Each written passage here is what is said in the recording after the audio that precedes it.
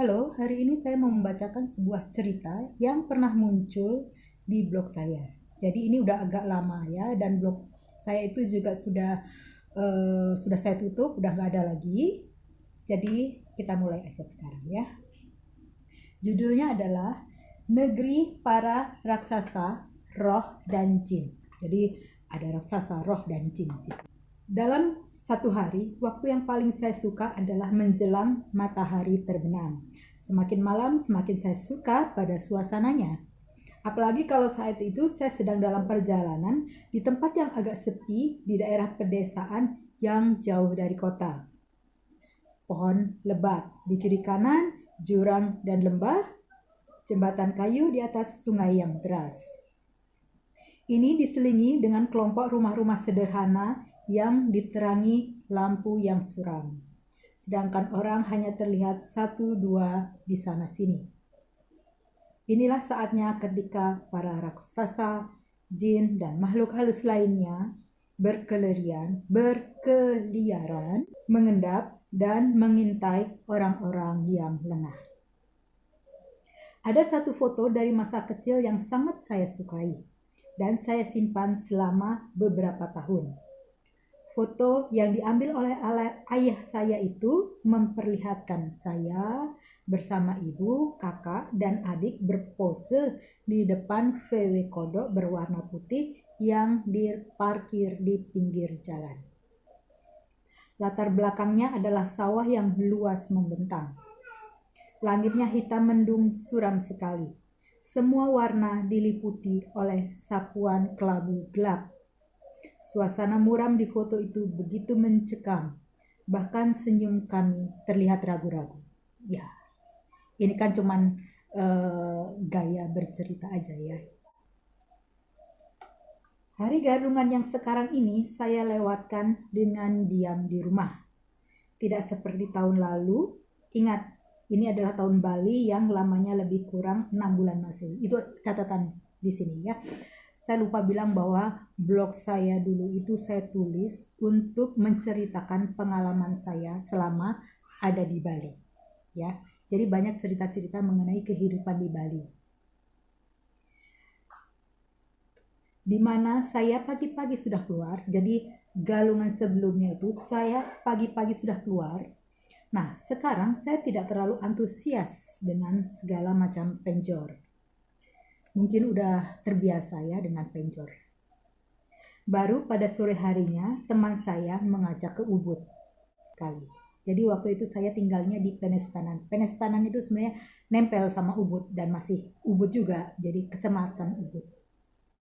Tapi karena motor kami terhalang kemacetan panjang, yang disebabkan oleh rombongan barong, teman saya yang tidak sabar memutar motor dan kemudian berbelok ke kiri keluar dari kota Ubud. Motor dijalankan berkilo-kilometer. Aduh, mau kemana ini? Saya tidak siap keluar kota karena pakaian saya hanya celana pendek dan kaos.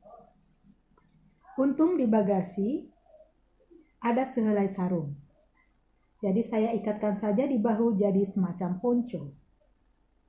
Teman saya juga meyakinkan bahwa kami tidak akan pergi sampai ke Kintamani. Ya, terlalu jauh dan juga terlalu dingin karena udah sore. Sedikit setelah melewati Tegalalang, motor dibelokkan ke kiri. Suasana jadi berbeda. Jalan raya mulus digantikan dengan perkampungan dan pohon-pohon besar yang lebat. Menjelang matahari terbenam, kami berhenti di sebuah pura. Ini pura kecil, bukan pura besar yang terkenal, yang banyak dikunjungi turis. Enggak, ya ini di desa kecil, dan puranya juga pura kecil. Gerbang yang dikunci hanya mengizinkan kami melongo melalui tembok yang tua dan tak terurus, serta diliputi lumut ke pelatarannya yang sama suramnya. Dua raksasa menjaga gerbang itu masing-masing membawa gada di tangannya.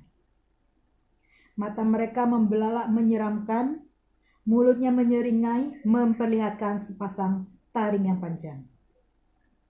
Tajam. Ya, panjang dan tajam sih.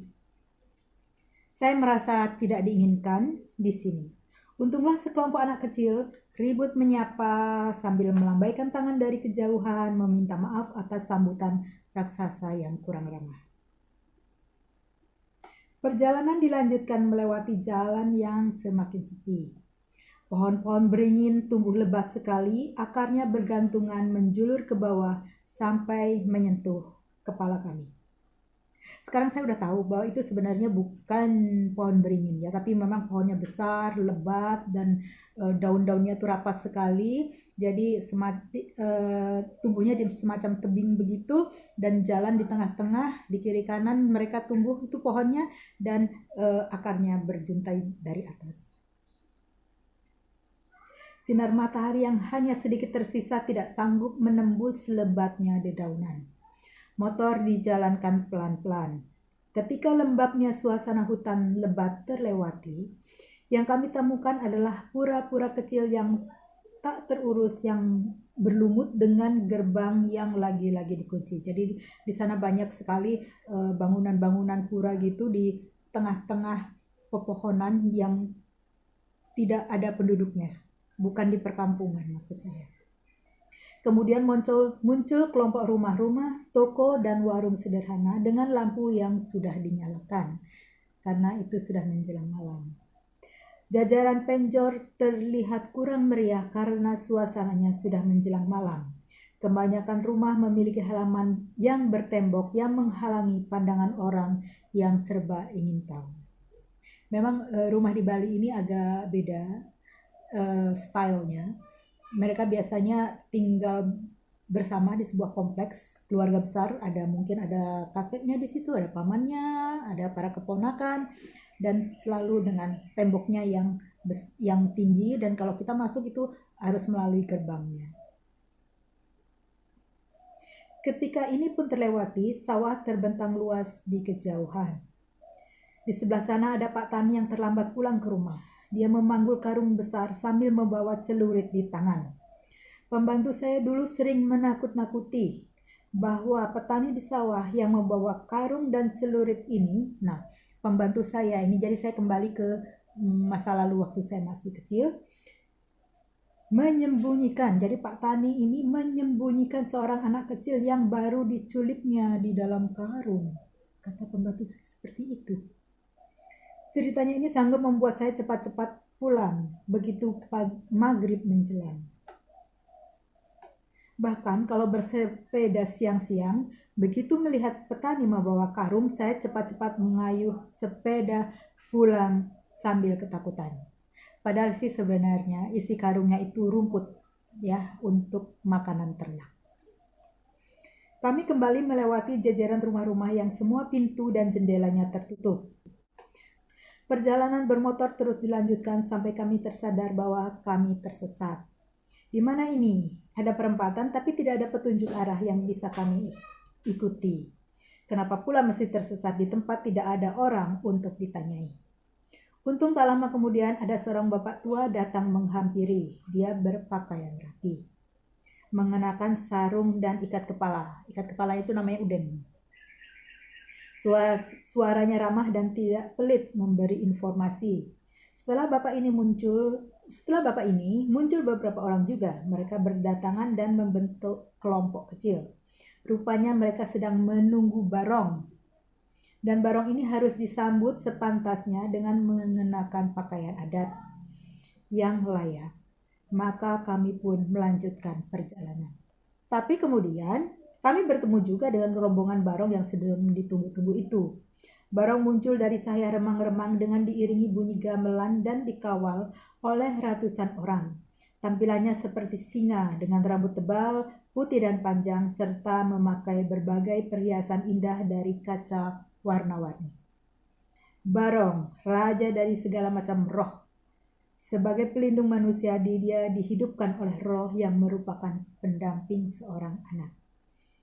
Baronglah yang mampu mengalahkan Rangda, sang ratu setan yang merupakan titisan calon arang yang jahat.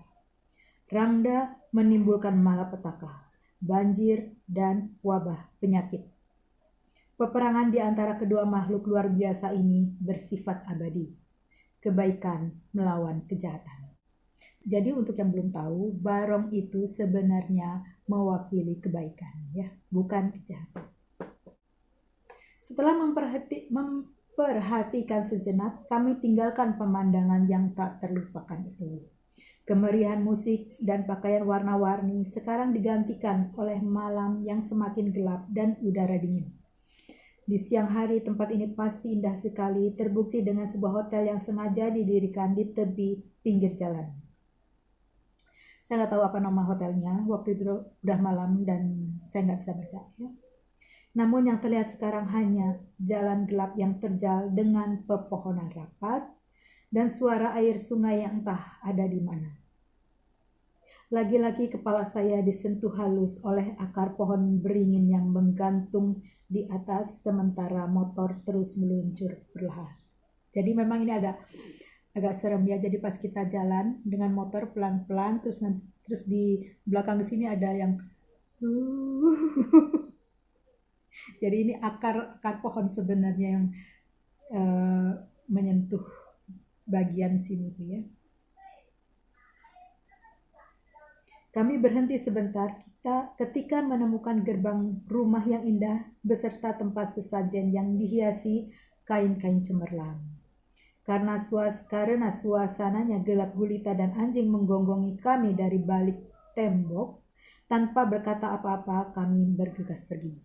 Serem sekali waktu itu, anjingnya mungkin ada 4 dan mereka menggonggong bersama-sama, jadi kita ketakutan waktu itu ya. Akhirnya sampai juga ke jalan besar Tegalalang. Semuanya terang benderang dan ramai. Penjor berjajar meriah sekali. Jadi ini kontras sekali dengan suasana yang barusan ya. Kalau yang tadi kan suasananya gelap, sepi, dan agak-agak serem. Sedangkan waktu kita masuk ke jalan Tegalalang itu lampunya terang benderang dan orang-orang berseliweran. Siapa sangka bahwa negeri para raksasa dan jin tadi hanya berjarak 8 km dari hingar-bingar kota Ubud. Pasti saya akan kembali ke sana lagi kalau bisa menjelang tengah malam, bukan menjelang maghrib. Tapi sampai sekarang saya belum pernah ke sana, apalagi menjelang malam, kayaknya nggak bakalan deh. Oke, sampai di sini dulu cerita dari saya. Sampai ketemu di video selanjutnya.